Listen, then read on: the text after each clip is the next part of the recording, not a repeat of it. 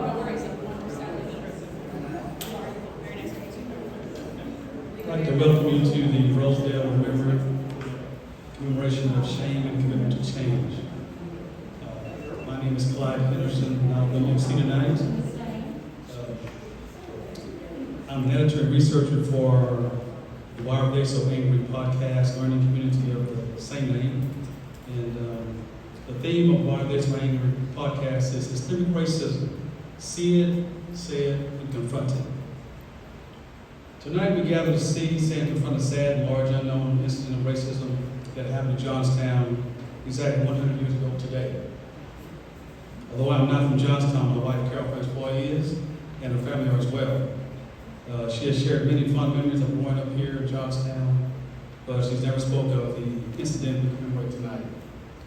In fact, like many Johnstowners, only recently learned of the banishment of citizens in what has become known as one of the largest incidents of ethnic cleansing in the state of Pennsylvania, when around 2,000 people were forced out of their homes, or forced out of town actually, at gunpoint because of a mayor's racist edict. Our guest speaker, author Cody McDevitt, will give an in-depth presentation about the banishment. But before we go further, this event cannot have been possible without the further support of individuals from the community, in particular the Johnstown Area Heritage Association, which has been firmly committed to holding this commemoration since its inception more than a year ago. Please welcome JAHA's Director of Marketing and Communications, Shelly Johansson, to bring remarks on behalf of JAHA.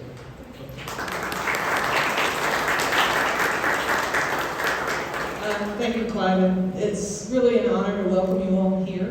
My name is Shelly Johansson, and I am the Director of Marketing and Communications. And when Dr. Carol and Rachel and some other people who were involved in the planning of this got in touch with me and said, does JAHA want to be involved? Absolutely yes. Absolutely yes. This is the type of thing that JAHA exists to do. We're very pleased to be holding this program here in this facility tonight to commemorate this really difficult and painful racist incident in Johnstown's history. So on behalf of JAHA, welcome you all. We are very glad you're here. In addition to welcome you all, I want to welcome Reverend Sylvia King. She's here, I believe. Yes, there she is. Yes, so glad to have her here with us. And I'd also like to welcome Jackie Gumby. Where is she? The beautiful photography that you enjoyed. If you did not have the opportunity to browse her photography, I hope you will do so after the program. It's truly remarkable, really beautiful stuff, really worth seeing. So I would like to welcome Jackie to the podium here to introduce tonight's speaker.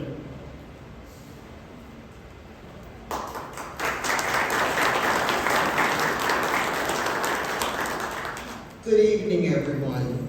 Our speaker tonight is Cody McDevitt. Cody is an award-winning investigative reporter from Western Pennsylvania. His work has appeared in the Pittsburgh Quarterly, the Pittsburgh Post-Gazette, Table Magazine, Mount Lebanon Magazine, and he co-authored the book, Pittsburgh Drinks, A History of Cocktails, Nightlife, and Bartending Tradition. Cody has won a Golden Quill Award from the Pennsylvania News Media Association and the Pennsylvania Associated Press Media Editors Organization. In addition, he captured the Ray Sprigle Memorial Award for an expose on how OSHA stopped working during the coronavirus pandemic. His book, Banished from Johnstown, Racist Backlash in Pennsylvania, the subject of the talk tonight, won a bronze medal in the Emmy Awards in 2021. This book is credited with bringing to light the long forgotten and largely hidden history we commemorate tonight. Please welcome Cody McDevitt to tell us what led to the banishment of about 2,000 people from the Johnstown area 100 years ago.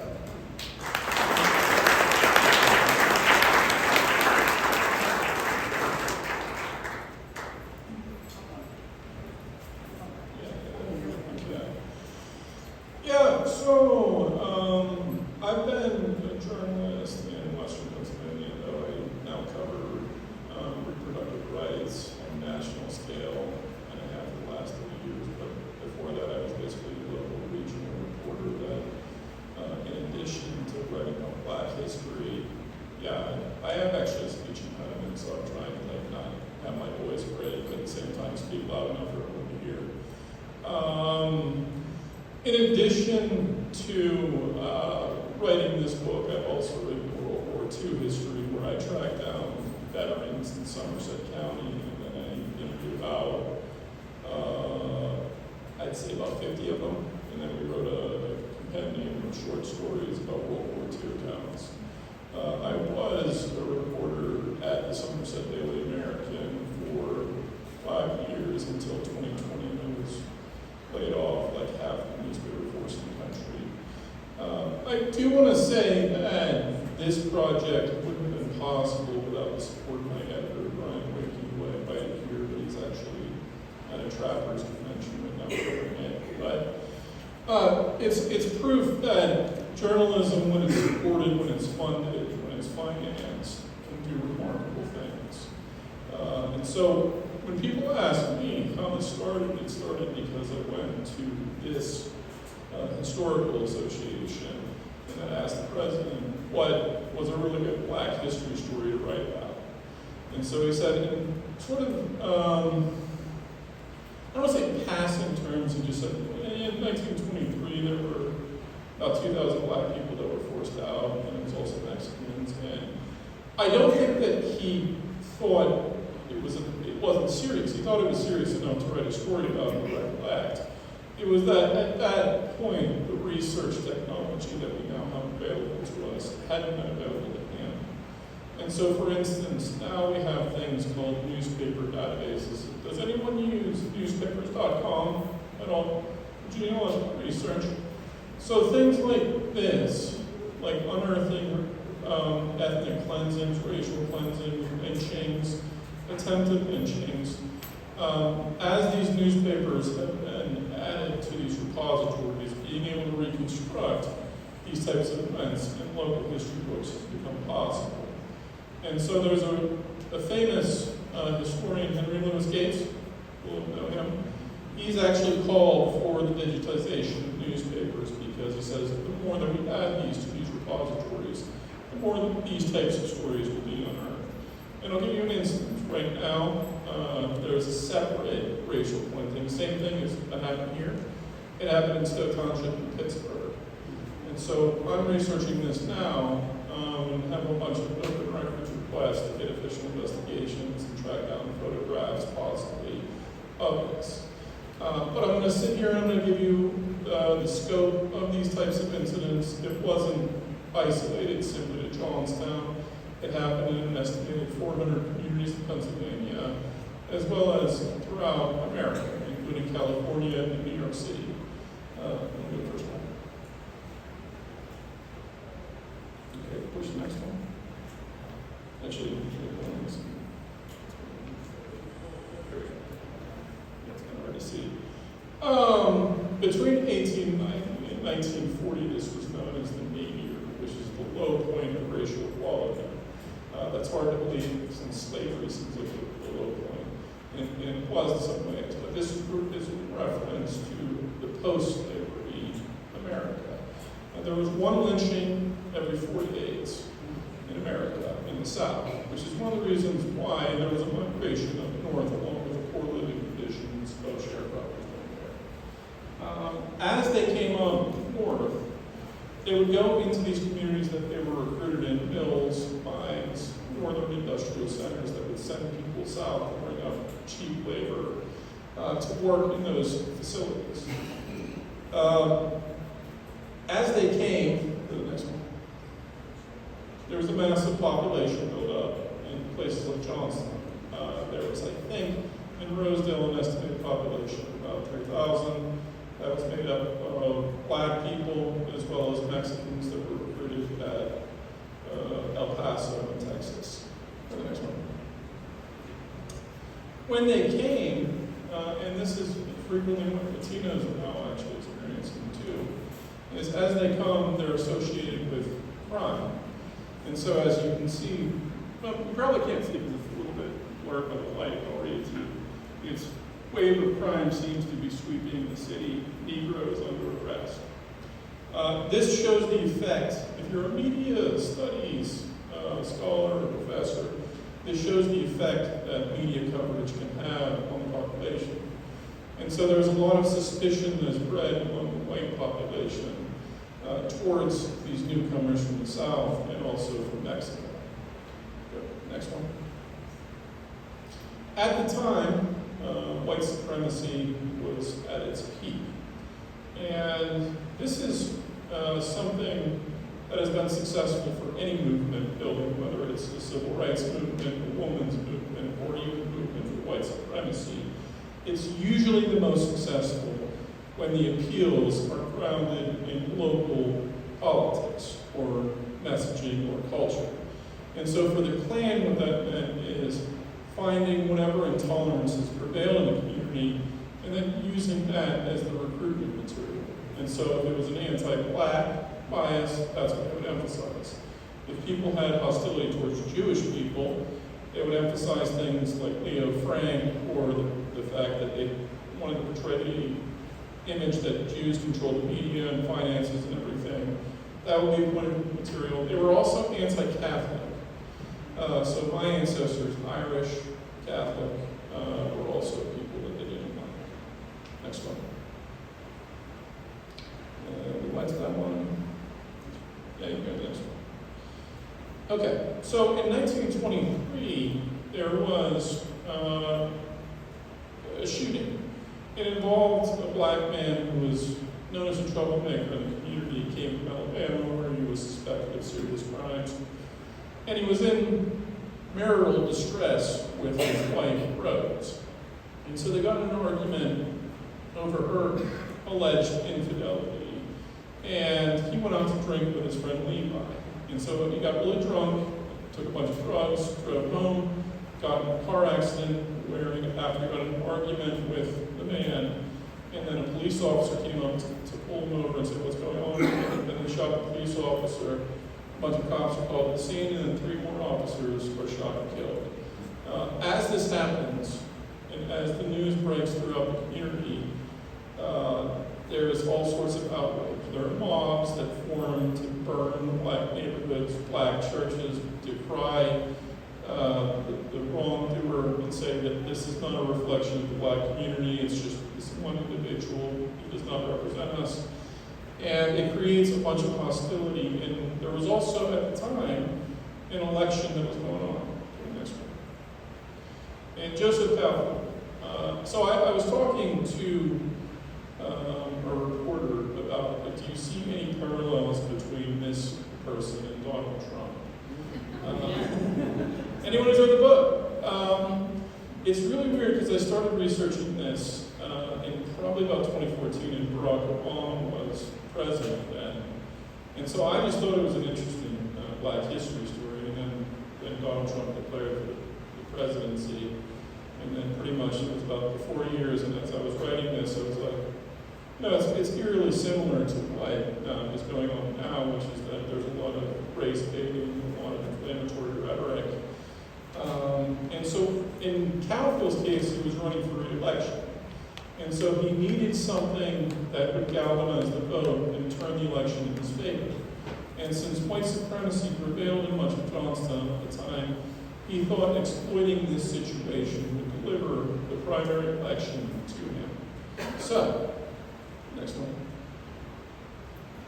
On September 7, 1923, 100 years ago to this day, he called the Johnstown Democrat. They sent a reporter, Ray Prim, to the office where they asked him an interview about a bunch of questions. At the time, Calfield had ordered every black church, every black gathering place closed. They couldn't congregate.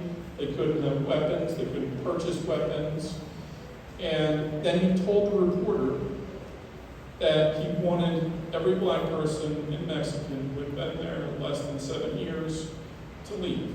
He tried to delineate the longtime black residents from the ones that came up during the Great Migration, because he wanted to sort of make it seem less racist, which is kind of, but for all intents and purposes, if you go through a community and say, a racist is not going to go up to the person who's been here longer than 7 years, they're just going to say, get out of town. And so that was ultimately the effect that it had. Next one. This is a picture of Rosedale. As this order was passed, the Ku Klux Klan burned crosses in 14 hills outside of Johnstown. They were seen on a foggy night, as described by the newspaper, the Johnstown Democrat. This is an unfortunate part, and I've tried to, the Johnstown Democrat incident, there's a gap in the newspaper coverage. The microfilm goes up to September 19th, but we can't really see what happened in Johnstown after that. The Tribune, there were two newspapers, Johnstown Tribune and the Johnstown Democrat. And the Tribune basically didn't really cover it, and the Democrat was the only one that really did. Next one. Because there wasn't really much of an editorial voice for black people in Johnstown, as it was in Pittsburgh and other communities, it was the Pittsburgh Courier that was a source of information.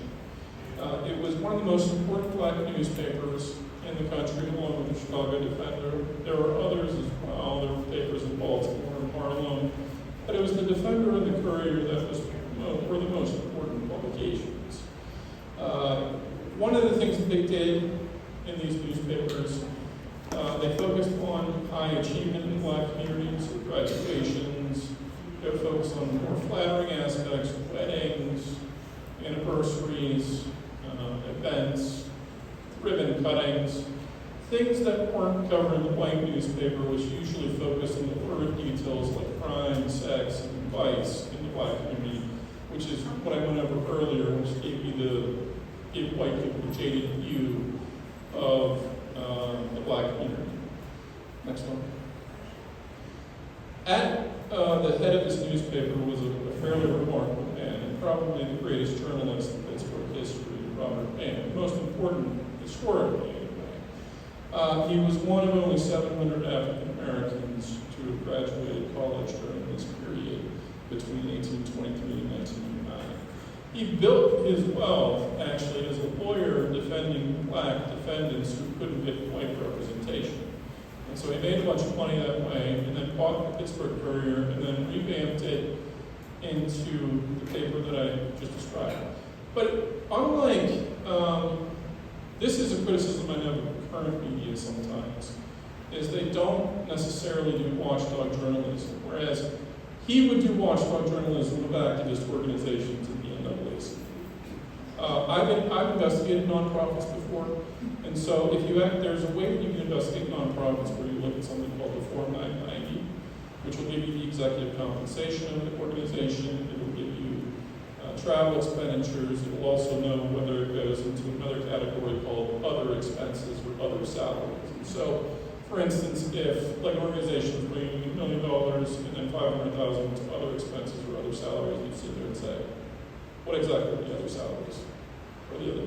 He would do that type of reporting on the NAACP, which irritated a lot of people in the black community who thought that the newspaper, black journalist's role was to basically be an extension of the activist community.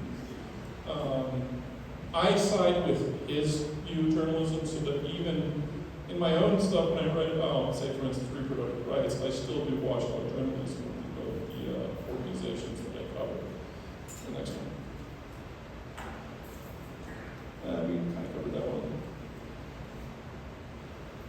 The next one.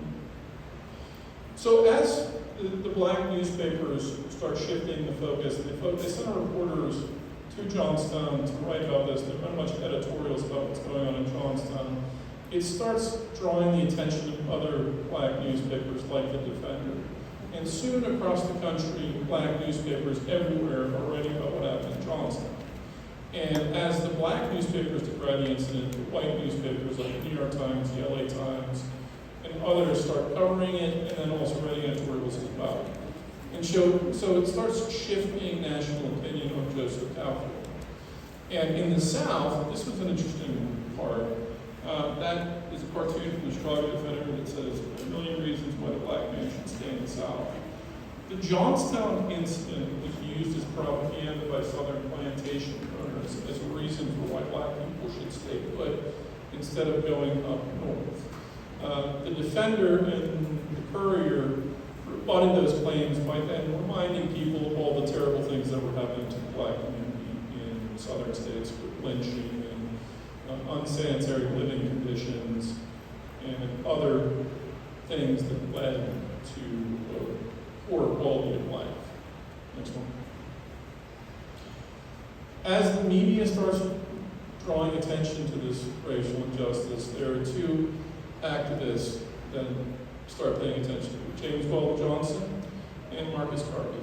Now, I think more people probably know Marcus Garvey just because he's a more well-known name. You see him in high school textbooks. But historically, actually, James Weldon Johnson is the more important figure because in addition to leading the NAACP, he was also probably the most important figure in the Harlem Renaissance. He was a poet, he was a musician, not a musician, he was a poet, a writer, and also a journalist who wrote about other poets. He had relationships with people like Langston Hughes and Count Cullen, Claude McKay, and other famous writers during that time. And he was a very important voice in pushing for the black art and culture. Next one. During this incident, he was the primary mover in sending telegrams to Gifford Pinchot, who was the governor of Pennsylvania at the time. Pinchot was known as a progressive. His wife was very progressive on racial issues. He was also a conservationist, but he was friends with Calfield as well, a personal one, because they were both prohibitionists. They both didn't like alcohol. Next one. And so Calfield, or Pinchot, sends an investigator to investigate this, and there's an official investigation, and this is what I'm trying to unearth in Pittsburgh.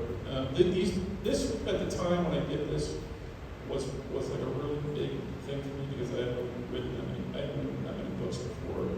But you look at the footnotes of local history books, and then there's a little mention of a document, and then you sit there and you go, where was it located, what repository? And so I took a 3-day trip to the Library of Congress, and the document, the footnote was incorrect because they had moved around a bunch of documents, unfortunately. And so I had to spend 3 days researching it, and the last file was the folder that said Johnstown. And it had all this and all the telegrams. Unfortunately, there was another investigation done by the state that was in the footnotes of that book, but I couldn't find it. So I don't know. There's about 2 million documents at the Library of Congress. If I can find that document, that would be great. But unless they digitize it, I don't really see that happening. But it's called a document mentality for being a reporter. So, for instance, in the Stowe Township case in Pittsburgh, I saw the Pittsburgh Courier mention that the county detectives had investigated the Stowe Township racial cleansing. And so this week, after I looked at that, I said, okay, there's a mention of an official investigation here. So what I'm going to do is I'm going to file an open records request with the Allegheny County Open Records Officer saying that I want to report. And I sent a bunch of microfilm and newspaper clippings. And the way that Open Records works is you file a request, they have 5 days to respond, they can ask for a 30-day extension. And so for the next 30 days until October 5th, they will search for that document within the county detective office to see if they can find it. Now, if they unearth that document, the actual racial cleansing in Pittsburgh happened on October 10th. And that would also be the 100-year anniversary of that incident as well. There were photos in a newspaper of the racial cleansing in the Pittsburgh Daily Post that I unearthed. I contacted the local newspaper to see if they had the original photos, but there's a strike going on at the Post Gazette, and I was told that they can't search the archives while the strike's going on. But if we actually manage to find the photographs of the Stowe Township racial cleansing, I don't think there is, to my knowledge, any photographs of any racial cleansing in history. The Tulsa Massacre, there are photos of that. I don't really think that quite qualifies as a racial cleansing. It's just a riot that destroyed a bunch of that community. There was a 100-year anniversary in 2021 of that.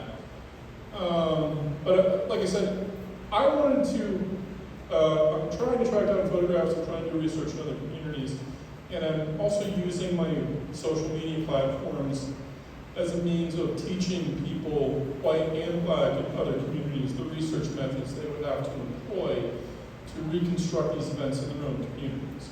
And so I just did a presentation in front of a church, not a congregation.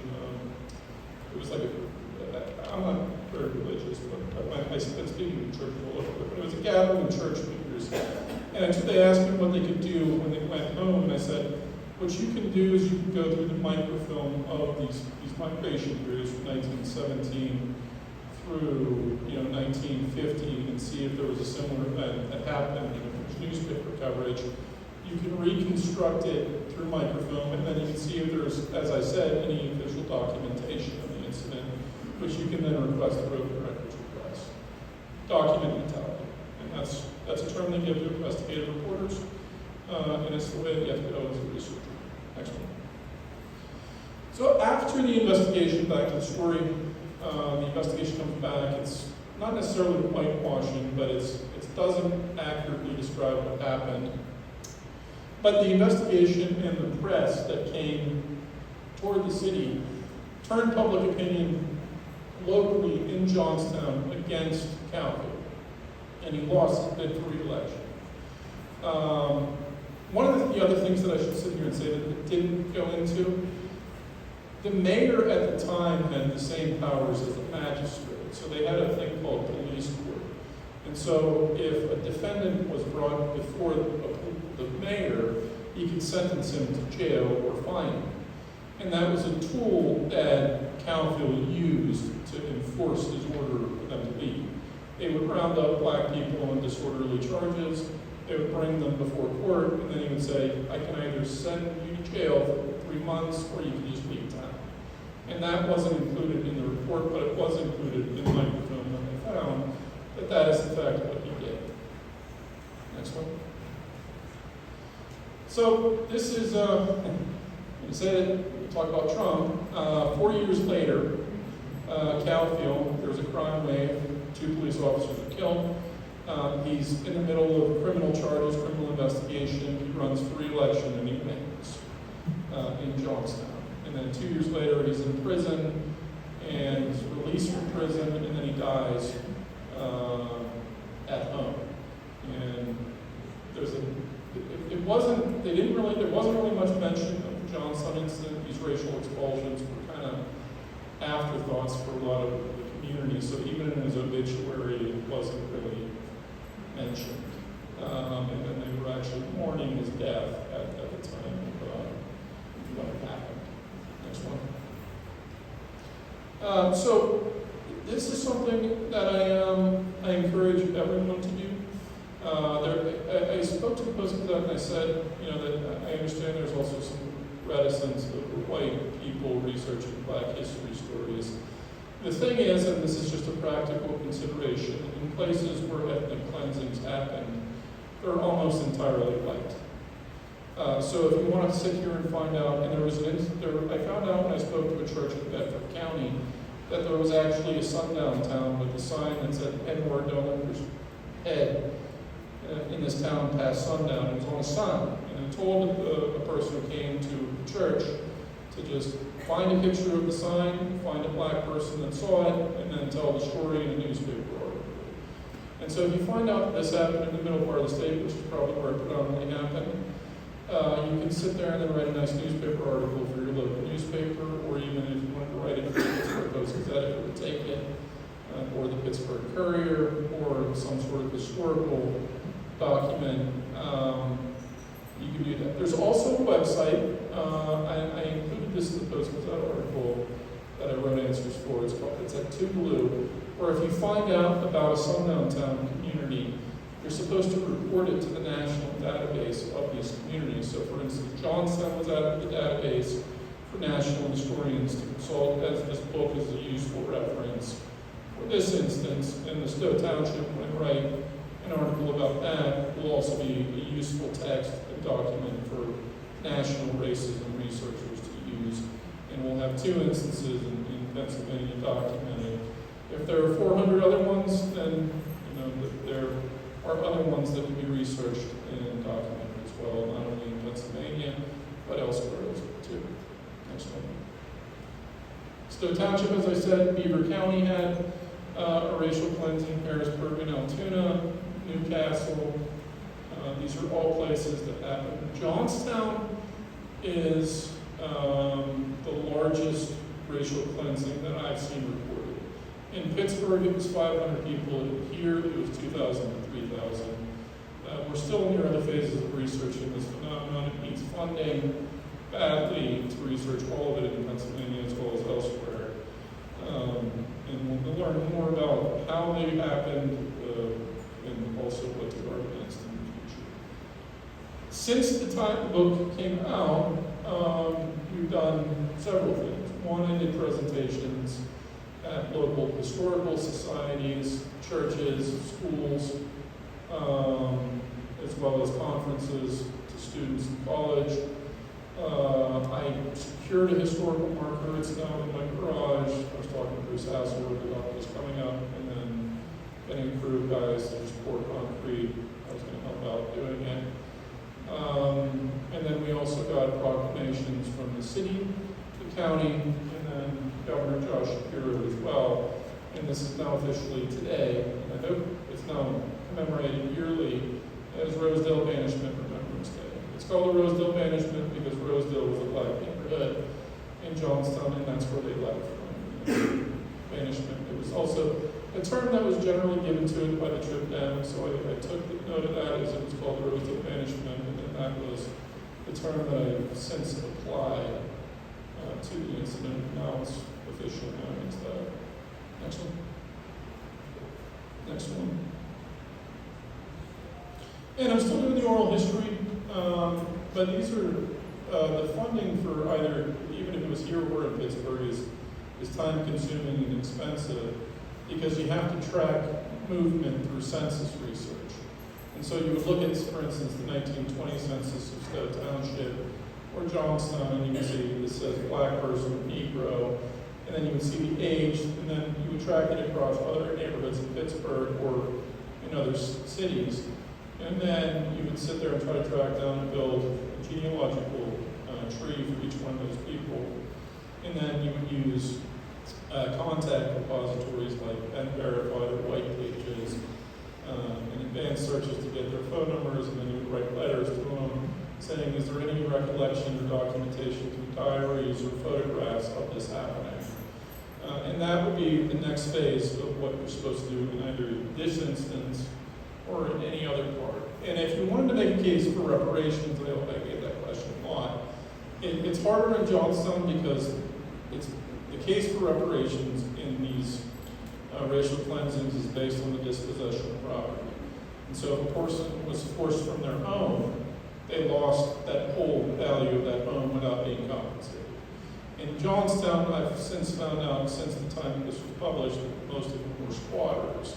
And so there's not really any property value that was assessed because they didn't purchase it. But in a place like Pittsburgh, for instance, if you wanted to go to Stowe Township and say, for instance, like the incident happened in October 1923, let's sit here and say that you cross-reference the census research and you find a black person purchased a home in 1922, and then it was transferred without any compensation in 1924, then you would know that that person was illegally dispossessed of the property. You would then track down the descendant and say, this is the assessed value of that home now, and this is your case for reparations. You can sue Allegheny County to seek compensation. if you wanted to. But that's time consuming and also very expensive to try to connect those dots together. Okay, and that's a fun picture I took outside of Coney Island. Unfortunately, it's closed at 6 o'clock today. I wanted to take on, but I went before and I got a sundowner and a hot dog, so as I always do when I come to Johnstown. And I don't think we're doing questions right now. I think we're just doing a panel discussion. That's correct. And then we'll open it up to questions on the panel discussion. Okay. Let's thank our speakers.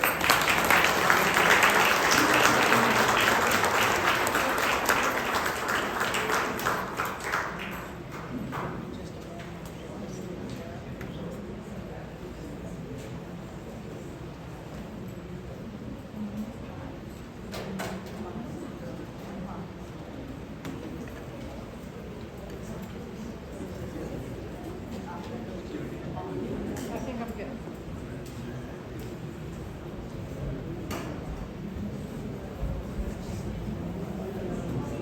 That's a good photo.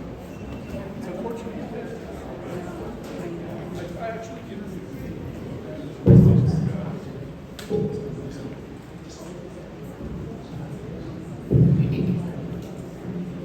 right, just a moment to give the microphone a few more words. I'd like to Cody, thank you for enlightening us about the shocking history. This will be closer.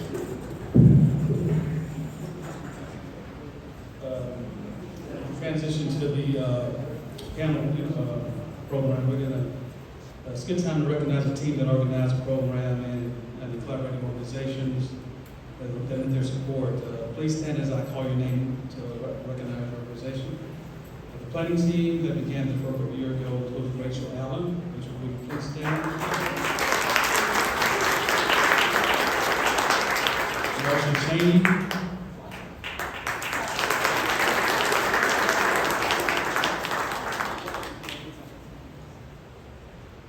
We call everybody's name for everybody. Clap. Jackie Gumby, Shelley Johansson, Cody McDevitt, and myself. The collaborating organization that's on the back of your program, or the Dr. Edna B. McKenzie Branch of the Association for the Study of African American Life and History, represented by Ronald Saunders, Francois Consulting. Mr. Saunders, you want to stand up, please?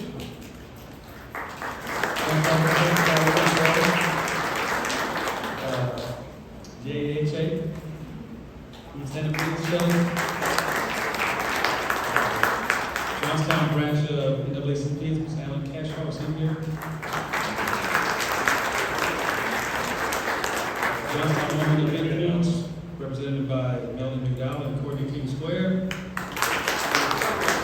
And the Unity Coalition, and represented by Rachel Allen and Shelley Jones. Thanks for recognizing, I appreciate that. And now we're going to transition to the panel.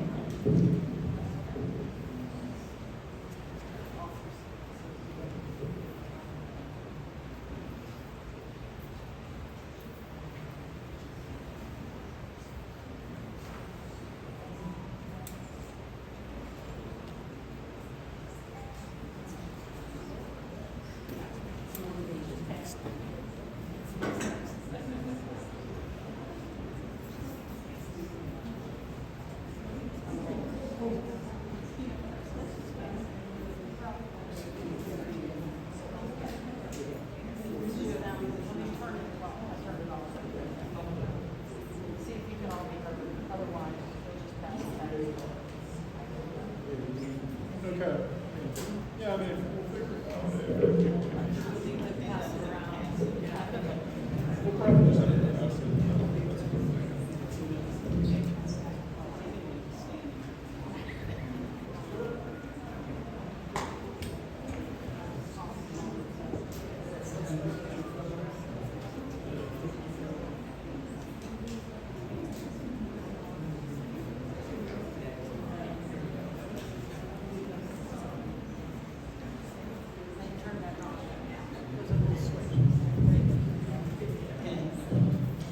Well, I want to thank everyone for being here. I am Carol Francois, and it's my great pleasure. Actually, I'm Carol Seegers Francois. I grew up in Johnstown. I now live in Dallas, Texas. When When I first heard of Cody's book, I knew right away that my company needed to get involved in sponsoring and planning this event. And so it's almost as hot here as it was in Dallas when I left. But it's well worth it to experience this heat. As Clyde pointed out, we've been planning this program for over a year, and we're just happy to see the turnout here tonight. I'm also happy to see a number of people that I've known all my life and grown up with or went to school with, and I'm glad that you're here to hear this presentation. Cody, I want to thank you for your insight into the banishment that happened here in Johnstown, Pennsylvania. I grew up here, as I said, I'm a Johnstowner, and did not know of that incident until about, 2020 when you wrote your book. Yeah. And so I would expect that if I didn't know anything about it, not that I know everything, but I can imagine there are a lot of people in Johnstown that did not know this. So I appreciate your delving into it and keeping the story alive, because this is history that must be known. A lot of you probably know that I'm an educator and spent many years in the classroom. So you're going to have to put up with hearing it from a writer right now. I'd like to frame our panel discussion within the context of a quote by the writer James Baldwin. Baldwin said, "The great force of history comes from the fact that we carry it within us, are unconsciously controlled by it, and in many ways, history is literally present in all that we do. It could scarcely be otherwise, since it is to history that we owe our frames of reference, our identities, and our aspirations. And it is with great pain and terror that one begins to realize this. In great pain and terror, one begins to assess the history which has placed one where he or she is and formed one's point of view."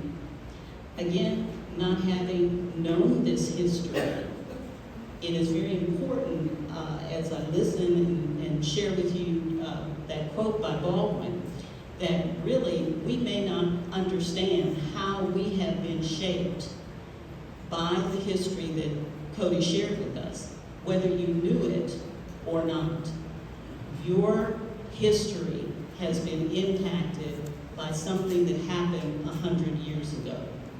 So in commemorating this incident, we have to realize that we are actually commemorating a piece and a parcel of ourselves.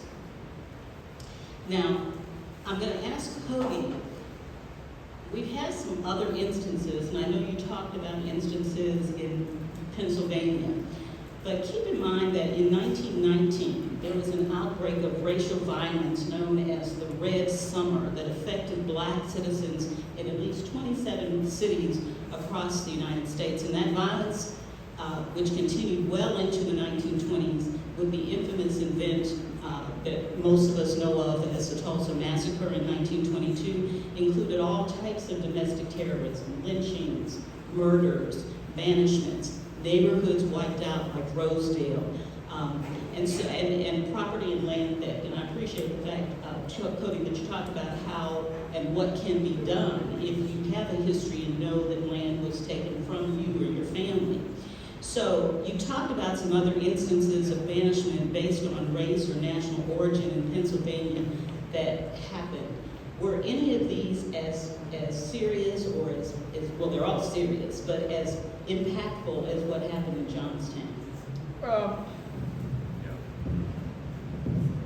I think what makes Johnstown unique as a story, and it's hard to stretch, like for instance, the Stowe Township one, I can't really stretch into a story. This is a very unique instance of racial cleansing because it became a national and international scandal. The fact that Latinos were also involved, there haven't really been that many instances of Mexicans documented where they were forced out of a community this early in history to be this persecuted.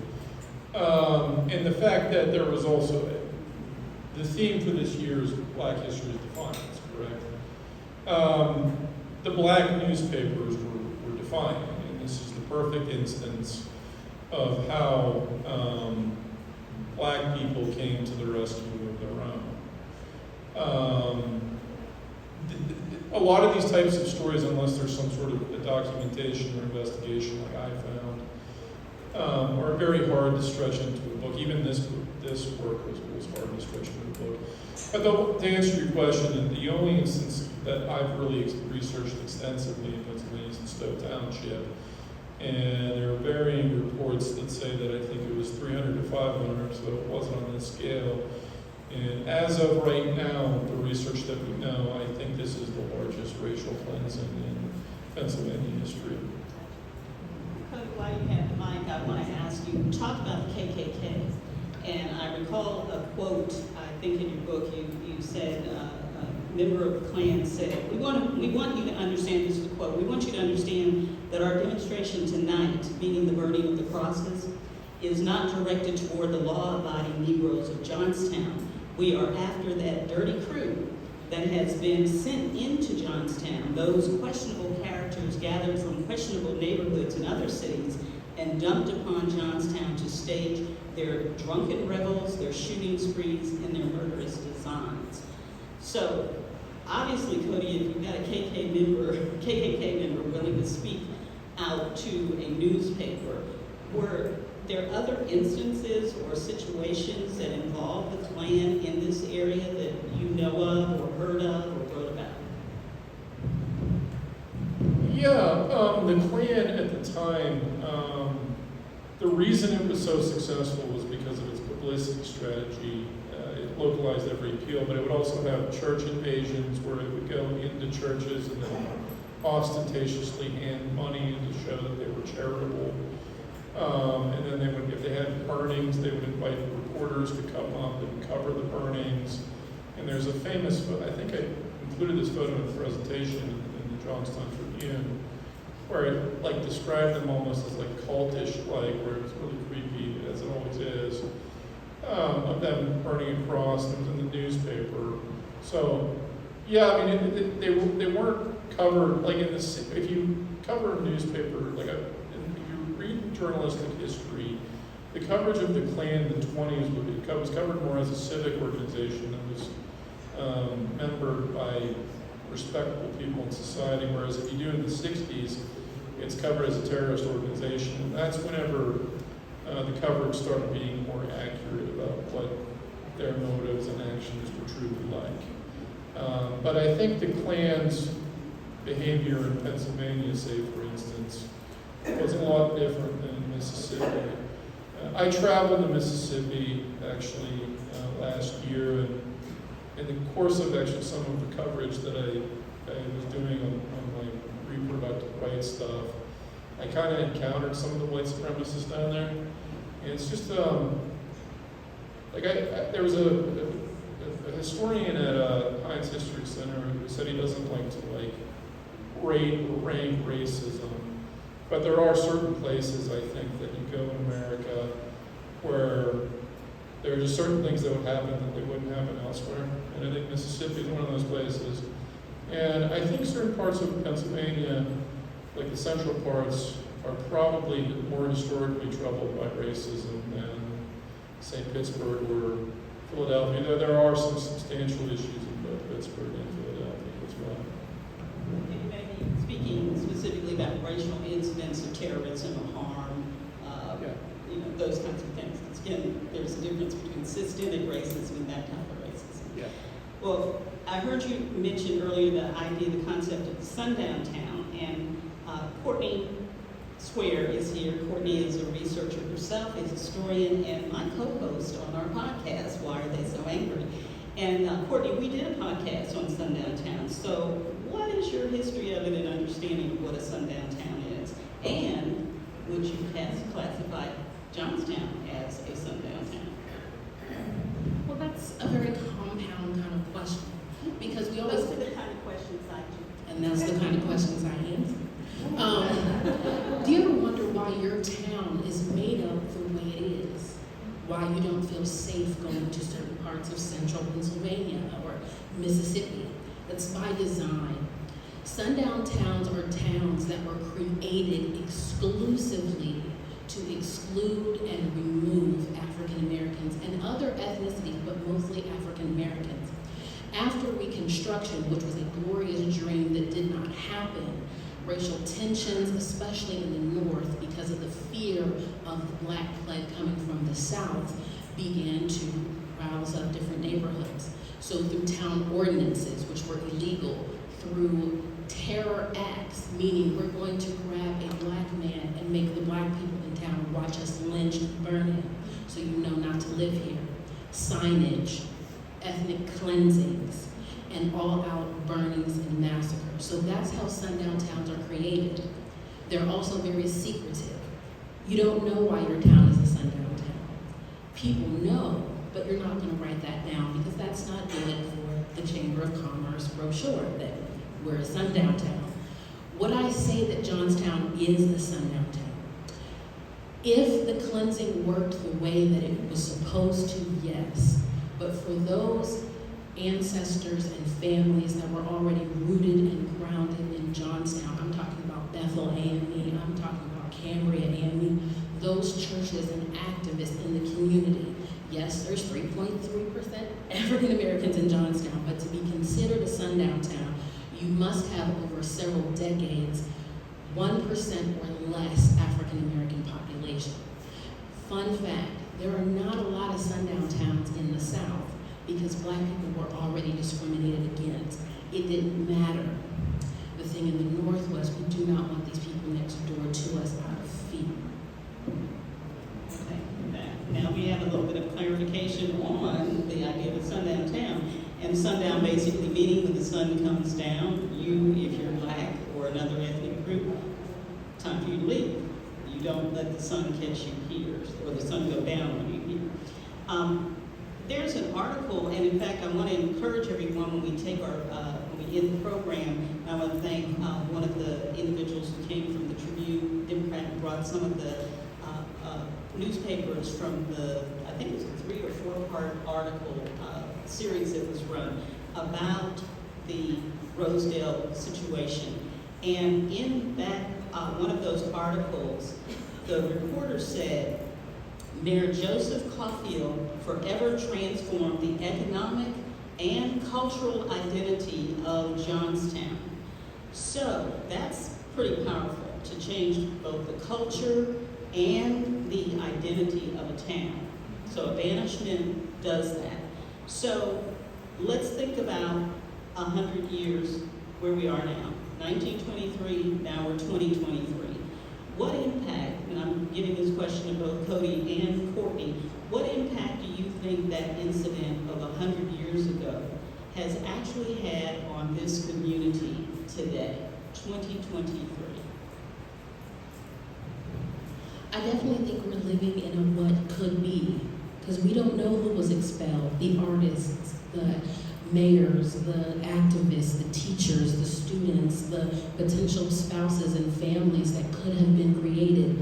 2,000 people is a lot of people, and we'll never know what could have been birthed from that. So I think we're living in the what could have been, but I'm also proud to say of those of us who remained, the beauty that came out of that as well.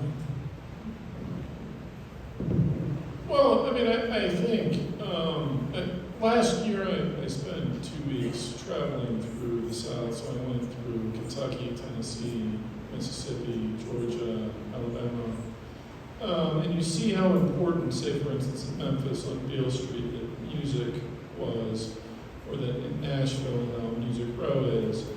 And things like music itself are an industry in those types of communities. And Black community is known historically for having great music, so even things like that, there may have been some sort of famous music street in Johnstown that maybe, I mean, I'm just doing these hypotheticals, you'd have like a place like Beale Street in Johnstown that would have weathered the steel storm, like the steel mills leaving, and then because there was that culture, it would have attracted investment from tech companies or things like that. And in that book, in Sundown Towns, one of the things that ends up happening to a community that has a racial cleansing of some sort is that it doesn't really weather those economic downturns nearly as well because it doesn't attract investment. It's not as attractive as a place to live because it forces out other people because of discriminatory practices. So yeah, I think all the culture, all the entrepreneurship, businesses, as well as other, maybe someone from the black community went on to become a billionaire or something, and then comes back and then starts a company in Johnstown, and those things can happen. And they may not have happened because they may have went elsewhere and brought that money that went to those communities instead. What could have been? What could have been?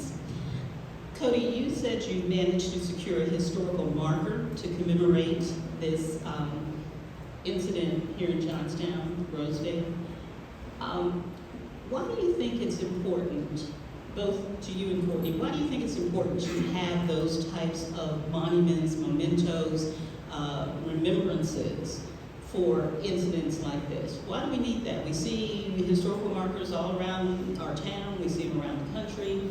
What purpose will that serve to have that historical marker about Rosedale? So we'll start with Cody and then to... Well, I think it's in conjunction with other things. I think the biggest thing that we've done actually here is to get the book in the high school curriculums. They write essays now about this whole incident, and it's influenced the entire generation of Johnstowners now that have come in the last 3 years for high school. And hopefully it remains in the curriculum and does that. But to answer your question, I think things like proclamations, and what I want to do in Pittsburgh, for instance, is I want to get a proclamation from the county executive, as well as a proclamation from the governor to acknowledge Stowe expulsion, as well as a historical marker for that one.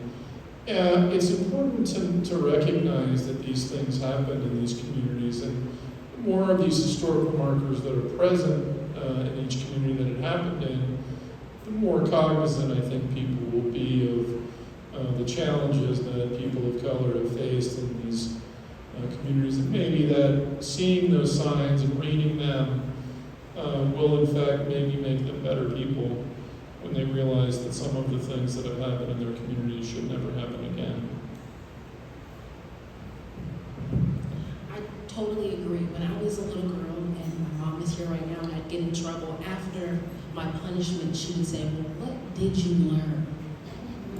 I didn't want to say anything, but that's why these things are important, because history is not a romance novel. History is a witness of our best and of our worst, and what we want to be, and where we want to strive to be, and who we never want to be again. So yes, it may seem performative to get a plaque or a proclamation, but if one person remembers, not in my town, not to my neighbors, not to my co-workers, that in itself is us triumphing over what happened 100 years ago right now. And I'm going to throw in one last question around this business of commemoration and history. You'd probably be living under a rock if you did not know that in certain schools around the country, history, such as what we've heard today that Cody shared with us, and history such as what Courtney has talked about Sundown Town, some of this history has been considered inappropriate, that it should not be taught, that it's harmful, that it causes people to feel uncomfortable, it causes some of us who feel that we're being attacked. So here we are today talking about a very painful and very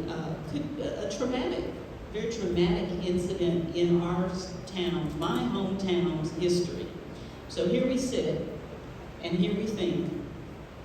And I want to ask Courtney and Cody, why do you think the schools need this? Why do you think this business of banning certain books or banning certain pieces of history may actually be problematic?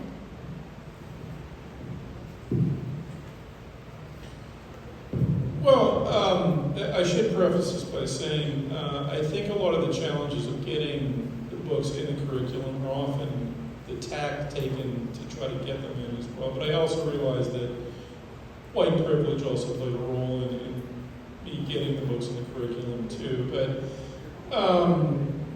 I think it's important if you go into a community that's maybe bucolic or country and speaks in those kind of folksy, down-to-earth terms, to not use abstruse messaging like critical race theory. So, for instance, instead of saying critical race theory, you would say, let's put black history in curriculums, or let's put black literature like Langston Hughes in curriculums.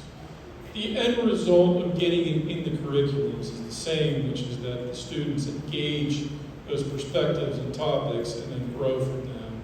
It's just that the term itself, critical race theory, I think has been misrepresented and demonized, and since it's so abstruse and difficult to understand, even when people ask me what it means, I have a difficult time explaining it. You're going to have a lot more success if you just use those very down-to-earth terms when you go to a superintendent. That's what I did. I said, this is a Black history book. Students are going to benefit from reading it. Now that may seem a lot easier, but I think if they take that approach. But to answer your question about how the impact that it's had, I've read the essays in the Johnstown Tribune Democrat from both Black and white students, and I think there's about 3 years now worth, and hopefully it stays in the curriculums in places like Ferndale and Wittenberg, and all these students will come to realize that we can't let politicians like Calfield run this country or run elsewhere, or let these types of values govern their own lives, or, as James Baldwin says, to be cognizant of the history that affects our interactions with people of other races. And I'm going to quote my mother, you won't change until it hurts too much. And that's been said over many of crying sessions with my mom, but related to this, if you don't know the hard part, what are you going to change? If everything's a fairy tale and everything is, and they lived happily ever after, and our town has always been perfect, and we have always welcomed everyone, and no, the Klan did not burn crosses on hills. Of course, our town is always perfect, but if you live here and you see it, and you feel it, and you know it, and your grandmother knows it, I want all students to understand that no, America is not perfect. It is soaked in blood, but it is also soaked in love. It is soaked in ingenuity. And if you're alive right now, you need to know what happened 100 years ago, so you won't let it happen again, your children won't let it happen again, and your grandchildren won't. So it may be an uphill climb to get stories like this and historical events like this in schools, but it has to happen. We cannot have an ignorant generation of voters. We cannot have an ignorant generation of politicians. We cannot afford it. So if it's hard, let's do it. Let's do the work. Let's teach the children. I'm 41 years old. I'm not in anybody's high school classroom, but my children will be, my nieces and nephews. So we must do that work, and we must not shy away from those heroes and heroines and even villains of our history so we can be better.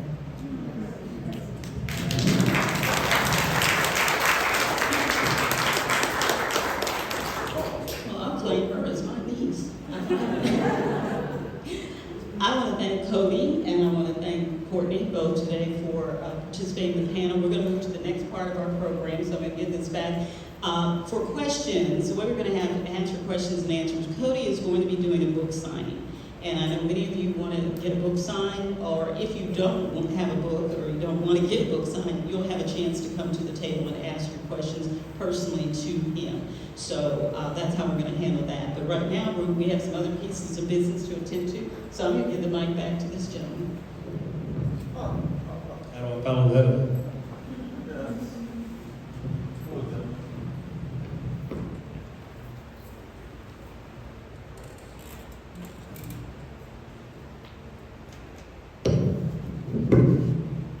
Banished in 2,000 citizens from the city should not go unrecognized.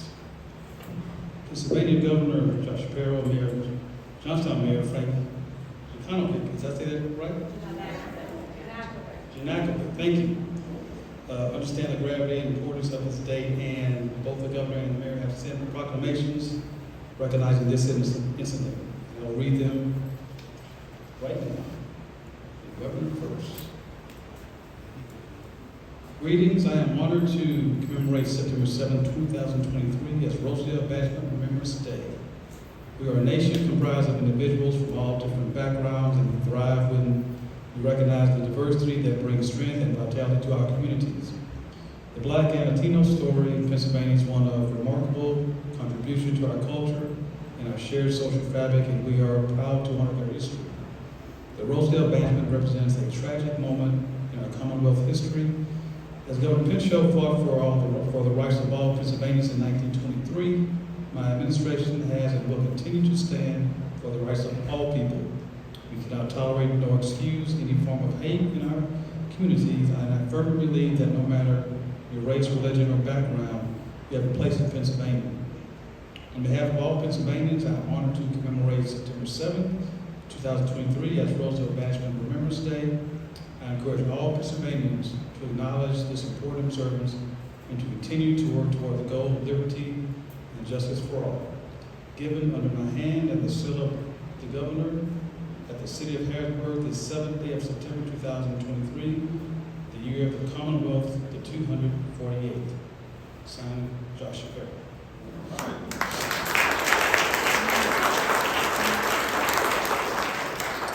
Proclamation from the City of Johnstown. Whereas on August 30th, 1923, the City of Johnstown police officers were wounded and killed in pursuit of Robert Young in the city neighborhood of Rosedale. In response to these shootings, a former Johnstown mayor issued an order that all African and Mexican Americans residing fewer than 7 years in the city be banished, causing the forceful displacement of approximately 2,000 persons. And whereas that act as a blatant and egregious embrace of Jim Crow policy and racism upended the lives of hundreds of families who committed no wrongs. They were forced to struggle and endure the loss of their jobs, their homes, and their rightful place in our community, setting back the stability of the African and Mexican American communities in Johnstown by decades. And whereas the City of Johnstown condemns the response to the shootings and remembers the anguish of the African and Mexican American communities, we honor their sacrifices, their resiliency, and their undying hope in the pursuit of racial justice. Now therefore, I, Mayor Frank Janakovic,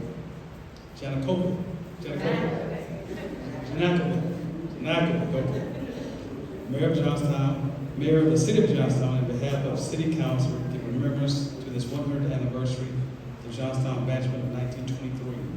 We offer our solemn resolve to ensure that all citizens of the city are treated with the dignity, respect, and fairness that every person is entitled to at birth. A witness thereof on this 22nd day of August 2023, I hereby set my hand and cause the seal of the City of Johnstown to be affixed. Signed, the Mayor.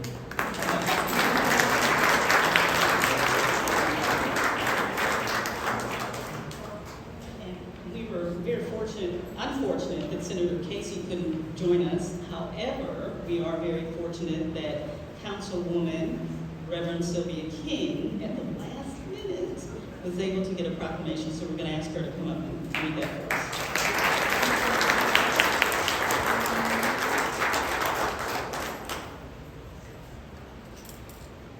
Good evening. First of all, I'd like to take this opportunity to say thank you.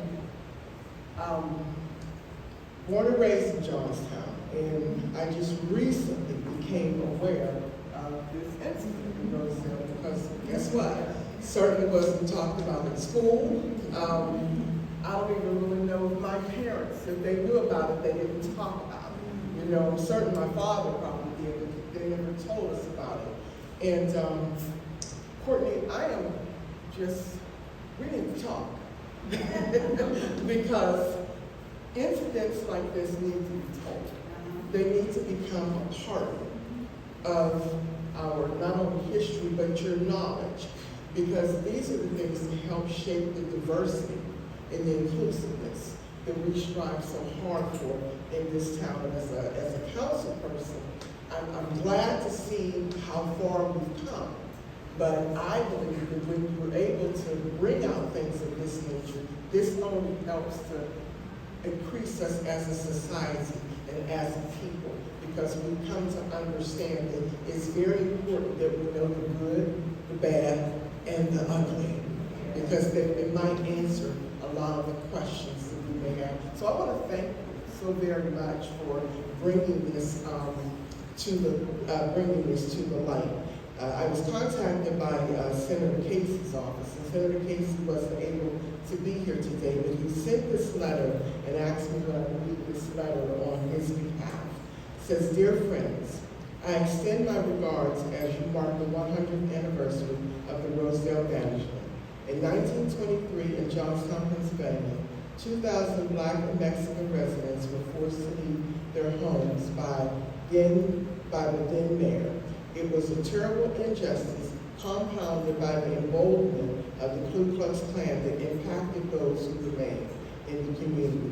We must recognize the systematic injustice stemming from our nation's original sin of slavery and fostered by centuries of oppression that disregards the values of communities of color and causes great pain. This milestone stands as a reminder of the work we must continue to do, advance the cause of justice, and ensure our government and nation live up to the promise of liberty and justice for all. Thank you for ensuring this event is not forgotten. Sincerely, Robert P. Casey, Jr., United States Senator." God bless you. Thank you.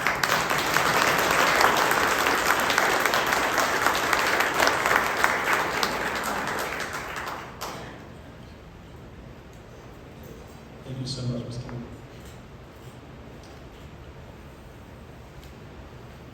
Man.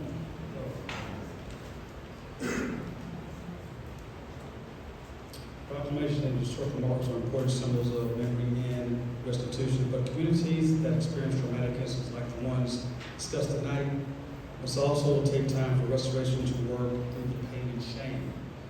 To help this community address and begin to heal for this almost forgotten history by artist, musician, and yoga teacher, Rachel Allen, to lead the audience in a moment of healing.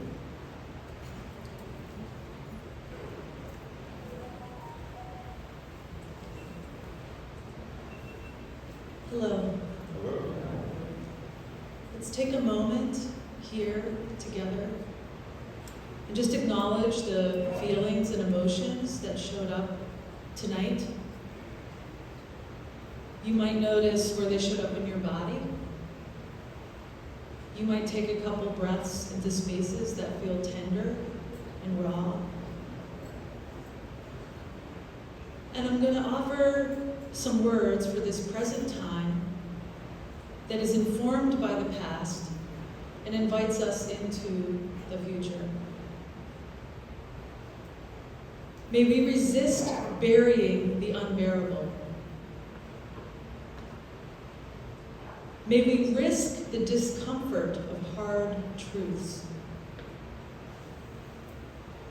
May we acknowledge and name the patterns of segregation and discrimination that still exist in our country and in our community. May we cultivate the courage, determination, and perseverance necessary to unpack these patterns. May we bring our full selves with all of our respective histories to this process. May we as a community be formed and shaped by tenderness and resilience and turn towards one another to dream, hope, and vision ourselves to be the beloved community. So be it, and so may it be.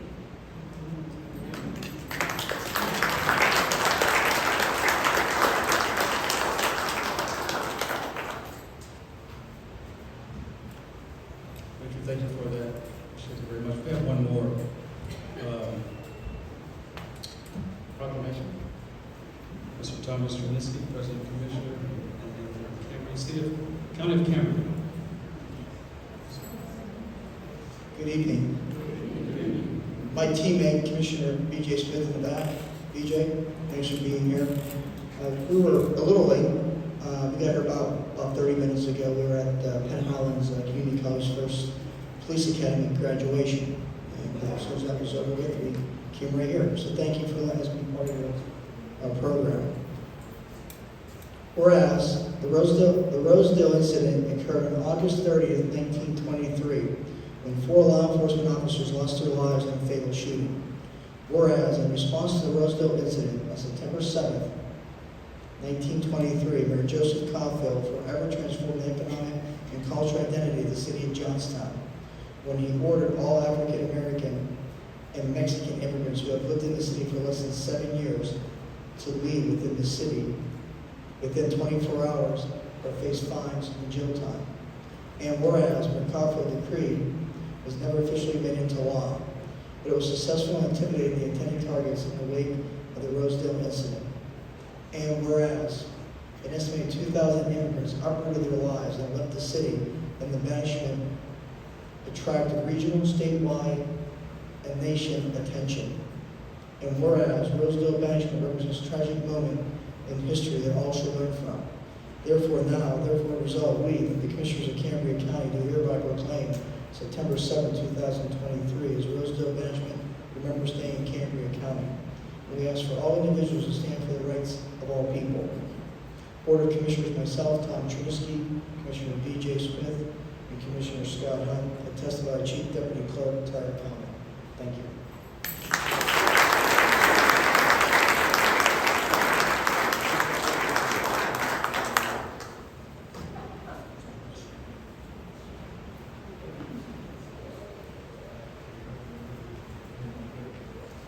That's pretty much it of our program. I'd like to thank you all for coming to commemorate the Rosedale banishment.